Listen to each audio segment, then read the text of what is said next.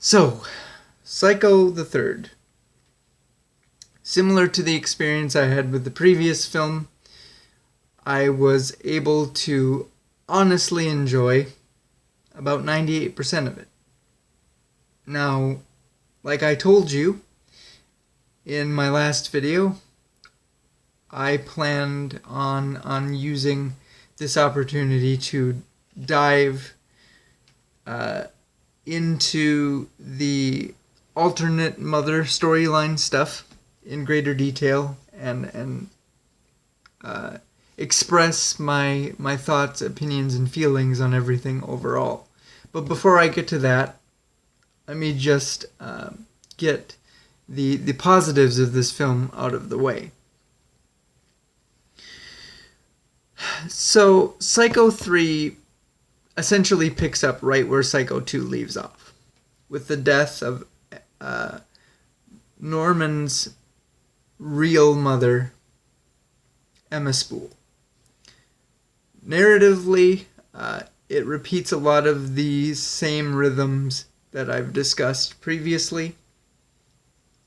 Though I think what makes this one stand out above the rest or feel more intense than some of the others is that this isn't a young lady who is just sick of her life and in desperate need of a change. Nor is this someone who is just experiencing the typical difficulties of life, such as boyfriend troubles and things of that nature. She is a young nun who is genuinely suffering from a crisis of faith that ultimately leads to the accidental death of one of her superiors. Also, this isn't the typical situation that we're used to for Norman either. You know, the type of thing where he is stalking or obsessing over her predatorily from afar. Instead, we actually get to see a genuine relationship budding between the two. We get to experience the up close and personal, intimate interactions as they develop. So, a lot of this film's tension and suspense is delivered to us via Norman having to do everything that he can within his power to protect this young lady who he has developed genuine feelings for from Mother. Now, as far as everything else is concerned, if you are still confused as to what I keep referring to, essentially the kind of developing story arc up to this point, or character development choices, however you want to look at it, is that Norma Bates is actually Norman's aunt who kidnapped him as a baby away from her sister and Norman's biological mother, Emma Spool. And in the context of this film, I get it. You know, I can understand why we have chosen to move in this direction and why we're doing the things that we're doing. Because I think it accomplishes various things on a multitude of levels. First and foremost, I think it adds some background or lore to Norman Bates as a character himself.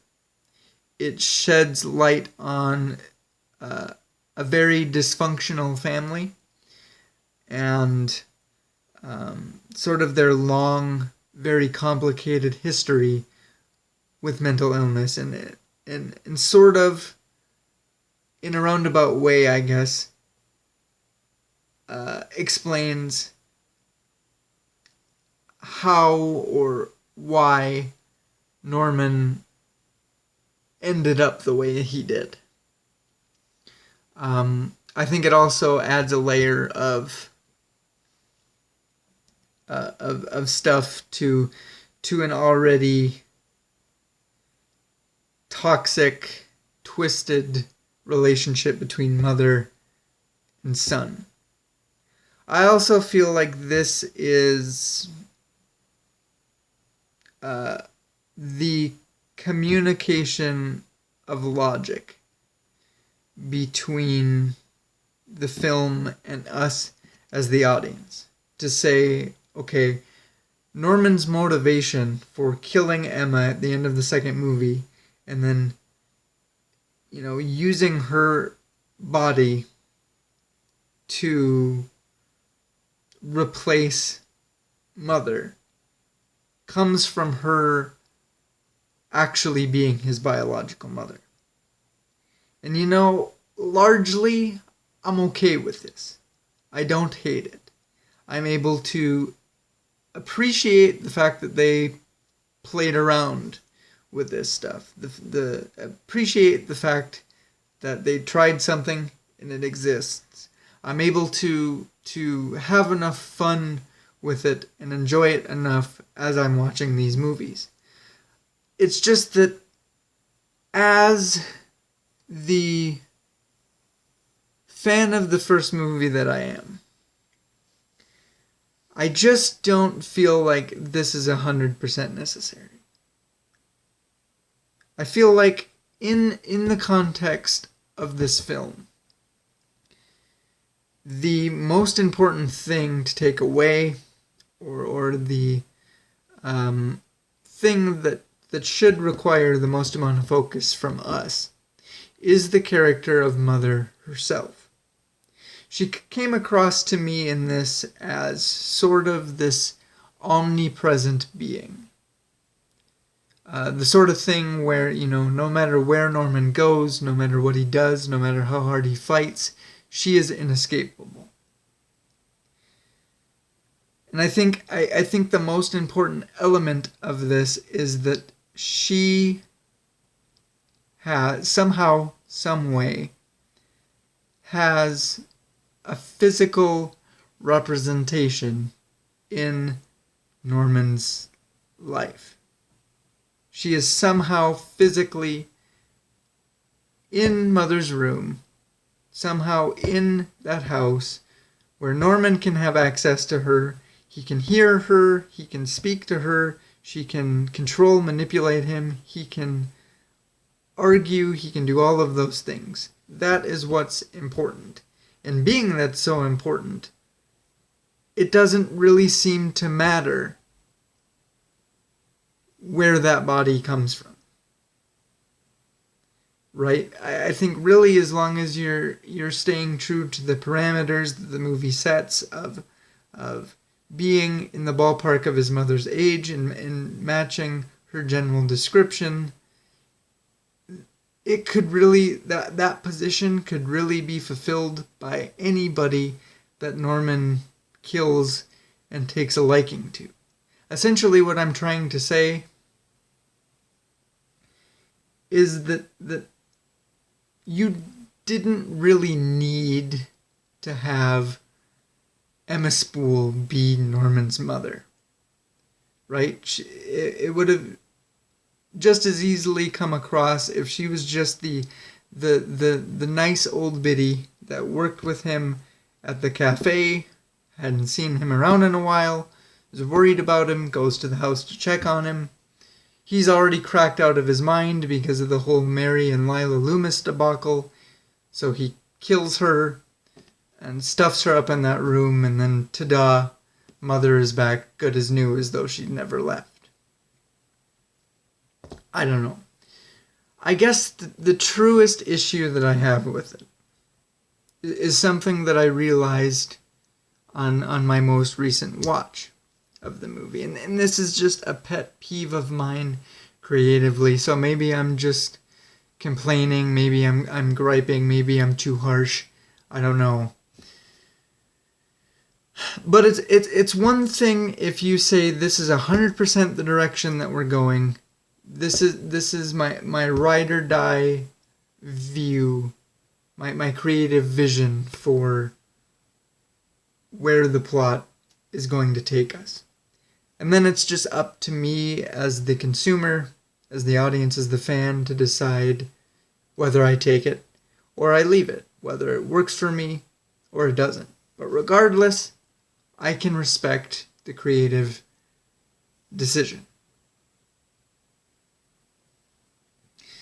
The issue arises for me, however, when I can get the sense, or I can feel even in the slightest bit, that either you have no idea where you're going creatively, or you don't believe in your creative choices.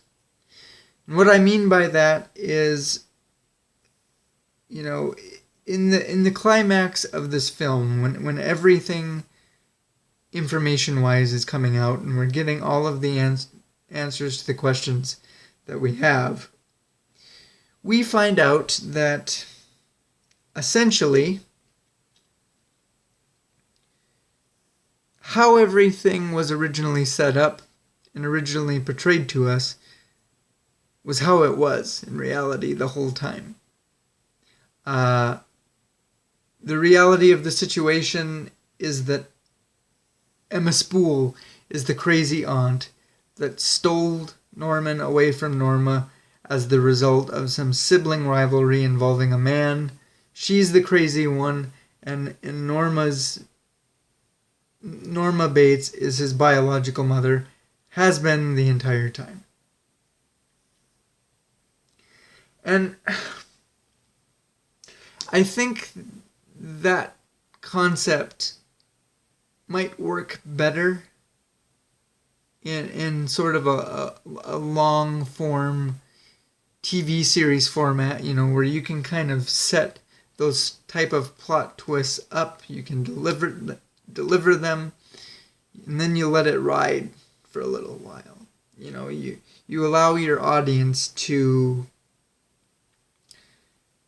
kind of get concrete in their beliefs and their understanding of what they think is happening with the story.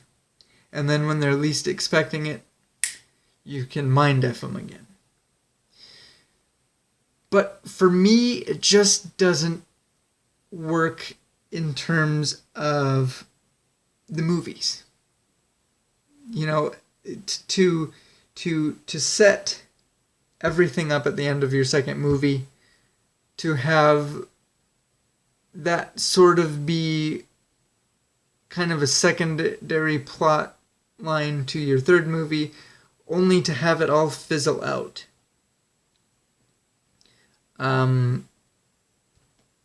By the end, and just go, gotcha. I don't really get a lot of enjoyment out of that. I don't get a you got me type reaction to that. I don't really see a lot of value in setting up a narrative like that. I don't agree with swerving the swerve, so to speak. I think that's just too many layers, that's too many moving parts. Is it complex and confusing the way that this movie kind of delivers it all and sets it up? Not necessarily, but it could be. And I think that's a level of complexity and just kind of puppet work in the background that I didn't need. And especially when it really fizzles out, and I guess above all, just felt to me like a waste of time at the end. Like a big letdown or just unfulfilling thing, just to be like, to be messed with mentally as far as what my understanding from the first one was into the second one, and then I'm running with what's the deal with this, to only have them go, well, it was just a matter of perspective and psychosis, I guess. I get it. I just don't personally enjoy that. But I would love to know what you guys as fans think about where the storyline goes in these sequels and kind of Psycho overall. I would love to have that discussion with you. So please feel free to start that discussion with me in the comments. And we will see you in the next review for Psycho 4, funny enough. Until then, be good to one another, and we'll see you soon.